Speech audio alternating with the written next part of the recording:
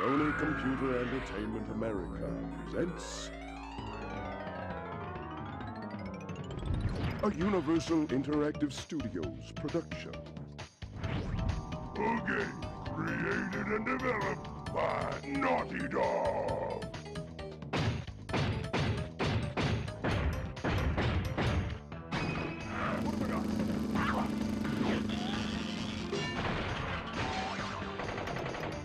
Bandicoot 4. Hey everybody, the Gaming Guru 51 here, and welcome to Crash Bandicoot Warped, the final game in the Crash Bandicoot trilogy. Speaking of trilogy, I know that the Insane trilogy just came out on the PS4 just a few days ago, and I figured this is the perfect time to begin this Let's Play. So without further ado, let's jump right into it, shall we? As we always do with any new project.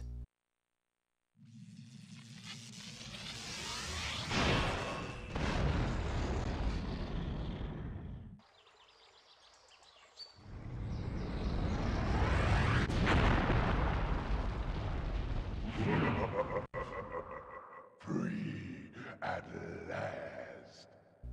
Well, that certainly doesn't sound good.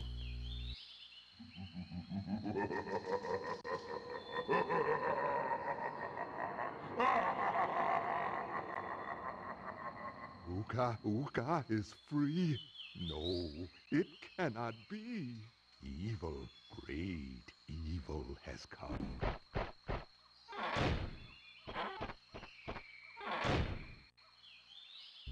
So we have Aku Aku and Uka Uka. Failed to break Uka even once.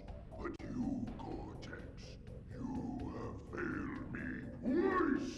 Great Uka, it was that infernal Bandicoot. From deep inside my temple prison, I sent you simple instructions to follow. But you lost the gems, you lost the crystals, and I have lost my patience. There is now no other power source left on this planet. I know we've had a few unfortunate setbacks and failed. But since your bumbling has managed to set me free, I am feeling generous. There is still a way for us to amass the power needed to enslave this miserable planet. And this time the great Uka will make sure that you do it right. After many eons, my evil twin, Uka, has been freed from his underground prison. Long ago, I locked him there to protect the world from his malice. Now, free once again, he must be stopped.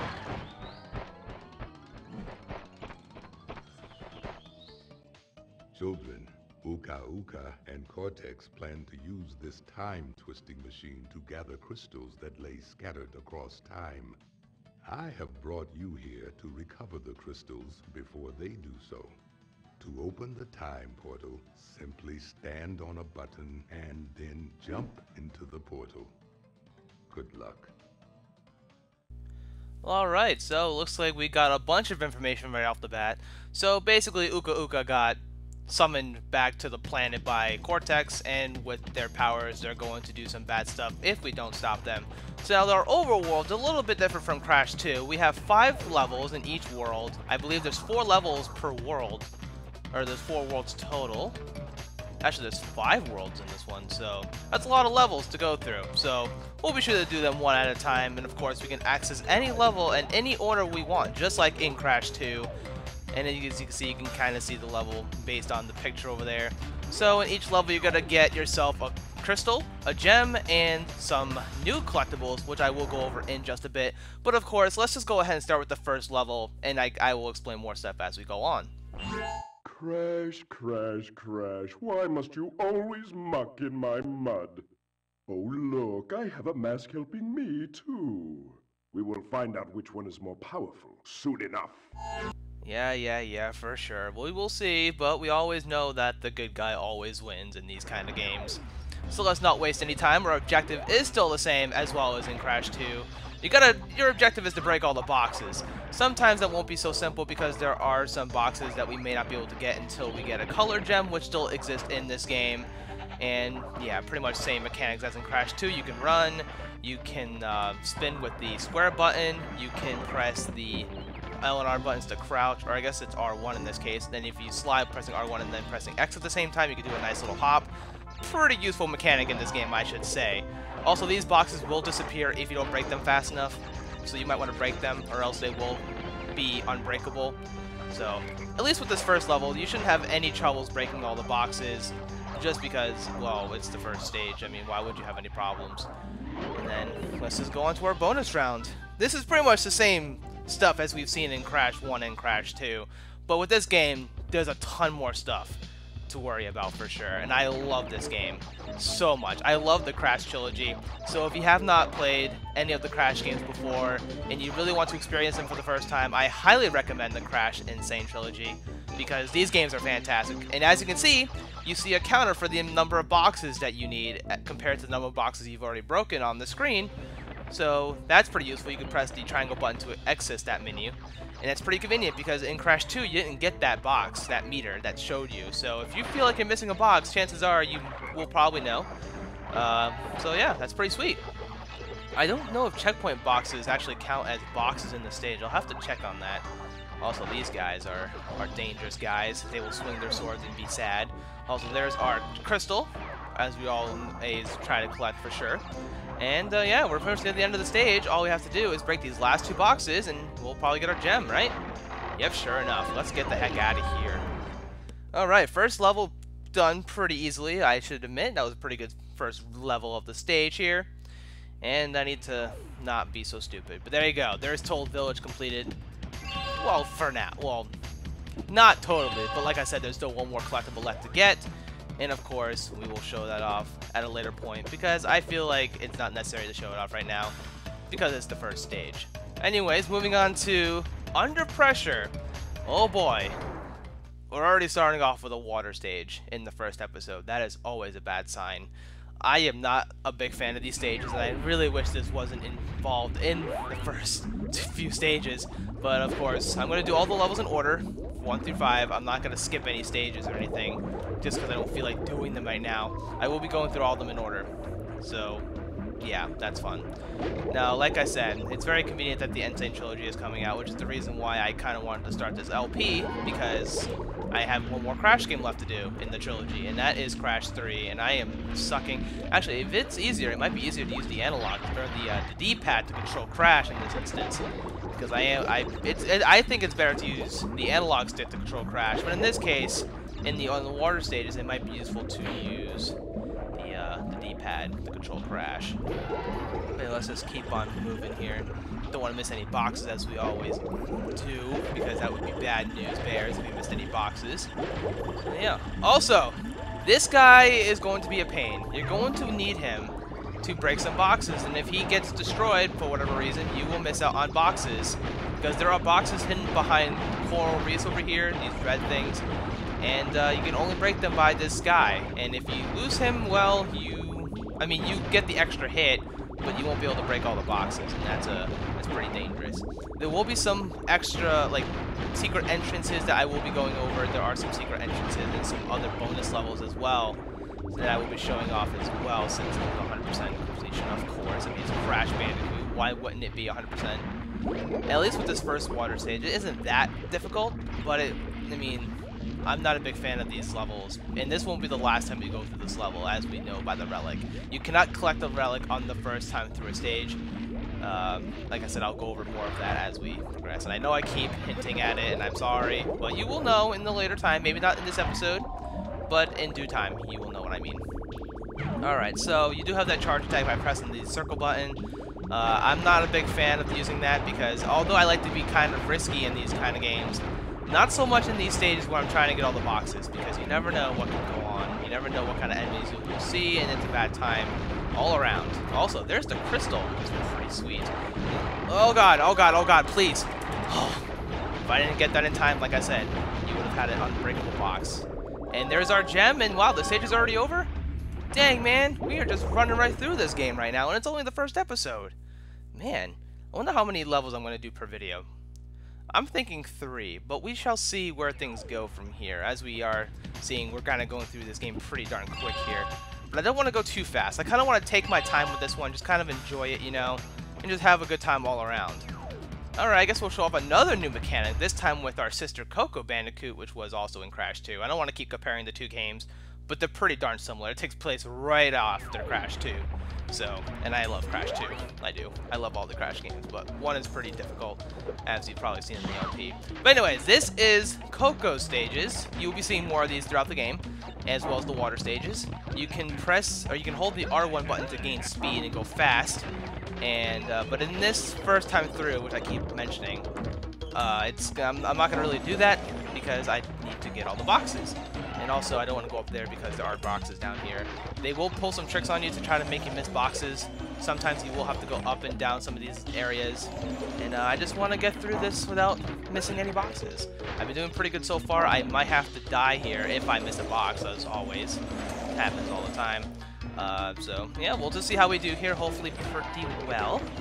Okay, I got those boxes. Now, for this one, I believe I want to take the top path, because there are some boxes to collect. I know I'm moving kind of slow, and I can go faster, but I just want to be absolutely certain that, without a doubt, I don't miss any boxes, because, like I said, that's our mission. Boxes is the name of the Crash game. I think I've already said that in a previous LP. Who knows? Crash Boxes is the name of the game, you know? But anyways, man, I will say, though, it has been a while since I've recorded anything based on it, like with an LP, because Mario Party was all pre-recorded, and so I apologize for this first recording session being back. It's kind of kind of a little weird. It always is after you haven't recorded in a while. But hey, would you look at that, you guys? That took not that long. Well, there you go. There's our gem, and we are out of here right as fast as we entered it. I might have to do one more level to end things off here. I can't make a level. I can't make the videos that short. I mean, who wants to watch a short LP like that? But if I keep going the way I am, this LP is going to go by really quick, and I'm not going to know what to do about it. And that would just be bad times. But, alright, I will do level 4, which is Boneyard. This one has 2 gems in it. We will see if we can actually get both gems. Who knows? Uka and Cortex want Tiny get crystals and bring them to Big Colosseum in Rome. Crash! Leave them for Tiny, or Crash get crushed. Alrighty. What you heard there, if you can understand exactly what he said, that is Tiny the Tiger. Kind of playing off Tony the Tiger from the Frosted Flakes, you know. Yeah, he's our first boss. We will be fighting him after we beat all 5 stages to get all the crystals. He will be our first boss. And wow, I've already got my first death in a really stupid way. And as you can, if you can kind of see where this is going, this is kind of remembrance from Crash 2 with the big polar bear stages, or even Crash 1 with the boulder stages. Of course, every Crash game's got to have one of those, right? I mean, come on now, it's pretty obvious. But let's just keep on moving and see what we can do here. Hopefully that death wasn't bad. In this game, the death platforms have returned, so if something did happen and I did die, I would have to redo the entire stage over to go to the death platform. But we shall see where it goes from here. Okay, I need to start being fast. I don't know what I'm doing here. I am being way too cautious for my own liking. And that's always a bad time. Let's just get this checkpoint, get this Aku mask. Break some TNT. I'm gonna actually check this meter to make sure I break them all. Come on. There we go. Just have to make sure I got that broken box counter on my screen, because you never know. I think it could be dangerous, you know. It could be a bad time, you know. Alright, so now these guys, you don't want to avoid that because they will try to... Oh, yep, there's... Is that the death platform, or is that a color gem required? I don't remember. Also, we have the nitro boxes that have made their return. Of course, you don't want to break those, or else you're going to have a really bad time. So, I'm hoping that I didn't need to not die there, and that's just a color gem. If I do get all the boxes, that will pretty much guarantee that I need the gem. Otherwise, it might be a death platform. And this just might be a bad time to die in the first episode. But we shall see where it goes. But right now, I love how they give you a counter for the bonus stages too, so you know how many boxes you need to break to get out of here. Well, not to get out of here, because you can't get out of here regardless, but you need to break a certain amount of boxes to get 100%, obviously, you know. And I'm just talking so many words right now, but we did get all the boxes, so we're good to go. Okay, so we have 45 out of 66 boxes, 99 Wumpa Fruit, If you get 101 for free, of course you get an extra life. Would have thought that, right? I mean, that's just pretty obvious stuff at this point. Alright, let's just keep on going here. There's our nice gem. And of course, you're gonna make some good jumps to break these off. Pretty sweet. And let's just keep the good train rolling, right? I mean, what else are we gonna do here? Alright, and we got a checkpoint. Let's just move. Let's just see what happens. I might die here. Who really knows? Nobody knows except me. And I missed the frickin' box, man. That's bad news. Don't know what the frick I'm doing. No, okay, I got it. Somehow I got that box. I need to be using the analog stick and not the D-pad. Don't know why I'm playing badly, but... Come on, come on, come on. Oh my god, I thought I was dead. Whoo, boy, we did it. Whew, that was pretty scary stuff, I'm not gonna lie.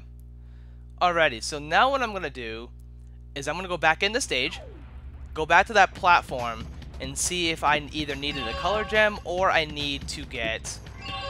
No, I need to not die by that point to get to that platform. So I will see you guys in just a moment once I get clarification on that. Alrighty, so I'm back here. It turns out that I do in fact need the color gem. So looks like we're gonna have to come back here at a later point. I actually kind of forgot about that part. It has been a while since I played this game, so it may not be a little bit of a complete and intricate walkthrough as I would like it to be, but of course, I'm not worried about it. But that's 4 stages, you guys. I think that's a pretty good place to end things off here. So as you can see, there's a time trial section on the right-hand screen, and we have to beat the level by a certain time to get a medal. Of course, we will go over that at a later point. One more thing I want to show off. Actually, can you even do it here, or do you have to wait? Okay, well, anyways, I'm gonna end things off here. I'm talking way too much here. Next time on Crash Bandicoot Warped, we're gonna be completing the rest of World 1, hopefully, with some other things, and then move on to World 2. Pretty simple as that. So to get the game right on rolling here. So with that being said, everybody, thank you guys so very much for watching, and I will see you guys next time for some more Crash Bandicoot Warped. See you guys then.